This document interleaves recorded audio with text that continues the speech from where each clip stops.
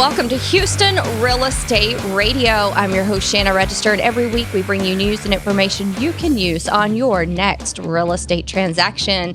Today, we've got an interesting topic for you. We're talking about the high-speed rail that's planned between Houston and Dallas. We've talked about this before when it was in the very beginning planning stages, but they are well underway now. So we're going to touch base with them and see where they are on the project. We're excited to have Holly Reed joining us. Holly is actually Skyping in today from Texas Central Rail, so we appreciate you Skyping in. How are you, Holly? Very good. Thank you for having us on this morning. So you're the Managing Director of External Affairs, and you guys are really busy right now trying to get this project really in motion now. You've been working on it for years in the planning phases, but it's time to get it underway, right? It is. We've actually transitioned from the feasibility stage into the development phase. So there's a lot of work going on all of the project. Has all the land been acquired that would be needed to build the rail at this time? In the development phase right now, what we're doing is we're doing a lot of engineering work, we're doing a lot of planning work, environmental work, and about 2 months ago, we actually did start purchasing property all along the right-of-way. And so we're newly into that, and it's going very well. I know y'all had some different paths you were looking at taking, so it's official that which path you're taking at this point, right? We expect to get a draft environmental study back from the Federal Railroad Administration, who we're working very closely with, probably by the end of the year. Okay. And we think that will inform the final route. Okay. About 40% of the route, mostly in the urban area, is already set. But that last piece, we'll probably get the information by the end of the year. Okay. So tell us a little bit about the rail. We've never seen anything like this in the United States before, right? That's correct. This will be the first true high-speed rail project in the U.S. So it's going from Dallas to Houston. Will it have any stops in between? So I'd like to say it's going from Houston to Dallas. You say it differently. I had a conversation with the mayor recently, and I reminded him that mostly people will be coming from Dallas to Houston, not Houston. Yes, so it will be 90 minutes in between Houston and Dallas. There will be one stop in between Grimes County, and that's in between College Station and Huntsville, where there are 80,000 students. Okay. And it's the most populated area in between. Very good. All right. So what is the big advantage to taking this rail versus air travel or even driving? Sure. So I think one of the biggest advantages is, number one, it's got a perfect 50-year safety record. So it's very safe. There's not a safer mode of transportation. The second is that you get your time back because you don't spend as much time in the transition process. And when you get onto the train, it's a comfortable ride and you get your time back. You can pull your laptop out and get work done, watch a movie, take a nap, whatever you choose to do, but you're productive in that time. I joke with attorneys and I say, surely you can get 2 billable hours out of that. So let's talk a little bit about the process itself. When are you guys thinking that you're going to be groundbreaking on this? I mean, is this a year out, 2 years, 3 years? Where is that? Sure. If, like I said, we expect to hopefully get a draft environmental decision by the end of next year. And if all of those timelines are met, the earliest we would break ground would be the end of next year. 2017. 2017, that'd be the earliest. And then we expect that 2022 would be the first full year of operations. Now, you guys have gotten some pushback on this rail from different organizations and from some landowners out in the rural area. What do you think about that pushback? What is your argument to them on why this is going to be, good for them and not the issues that they're kind of throwing at you? Sure. Well, this project really is the right project being done the right way at the right time. And it will connect half the state's population. It's being developed privately, which is a very different thing than most other public infrastructure projects. So there's been a lot of feasibility and due diligence on the front end to make sure that it has the least impact on the land, the least impact on communities. And because it is privately developed, the project will actually pay taxes back into the communities that it touches. So, for example, it'll pay property taxes to counties, cities, school districts, hospital districts, community college districts, all of those entities that it touches. And it will open up a universe of, for example, if you're a business owner, you might contemplate opening a business to serve not only the 6.5 million people in Houston, but in North Texas. Mm-hmm. And I realize in the landowners in between, there is active opposition. We're working every single day with landowners on a very personalized basis, and we're making sure that we answer questions and address concerns. And like I said, it's going well in those conversations. Okay. How many people are you expecting to ride on this rail when it's completed? When did you say you expect it to be completed?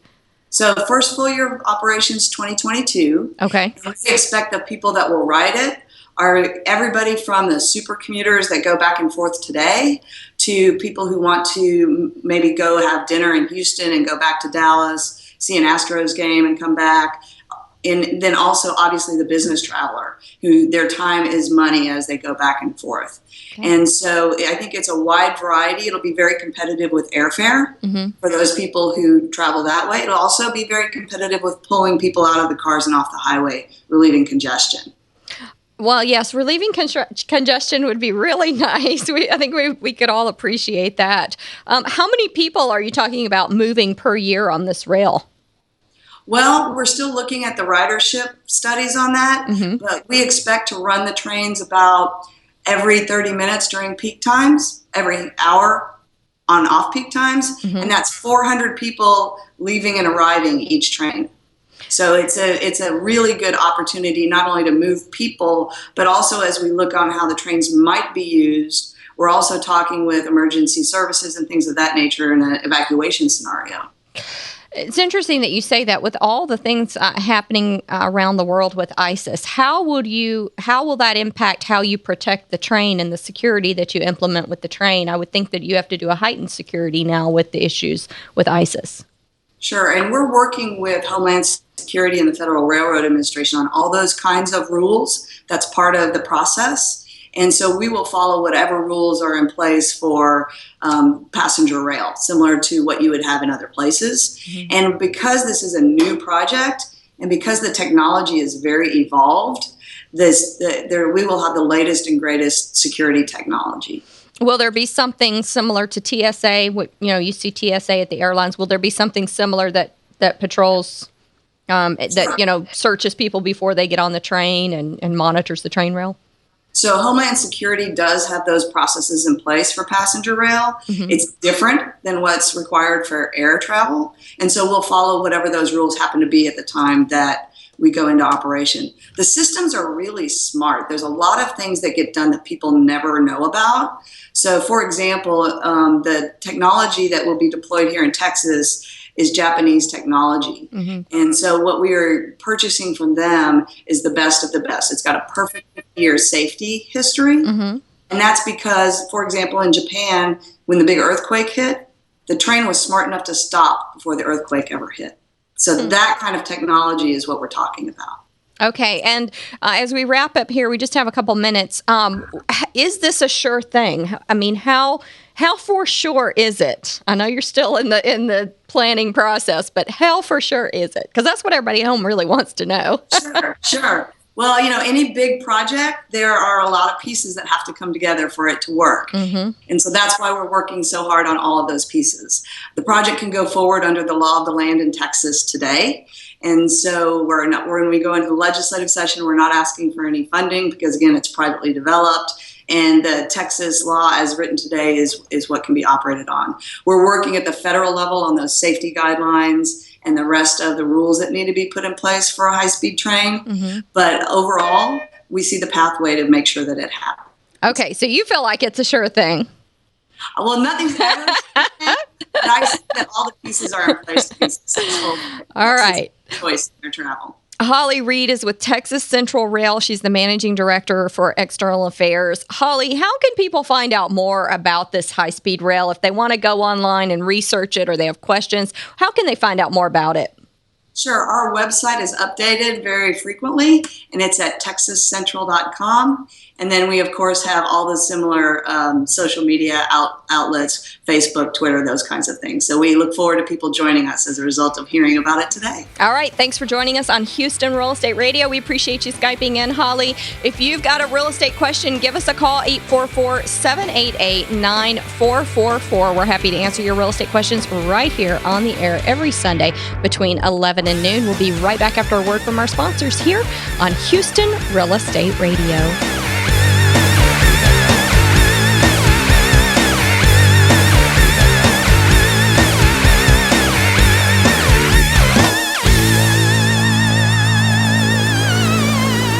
People often find themselves in need of storage and moving, but don't want the hassle and stress. Sound familiar? Well, at Zippy Shell, we make storage and moving easy. Zippy Shell will deliver a storage container to your home or business. You load it at your leisure, and we'll take it to one of our safe, convenient storage facilities, or ship it to your final destination. We treat your stuff like it's our stuff, because we understand you're not just giving us your belongings, you're giving us your trust. Zippy Shell. Storage and moving that makes life simple.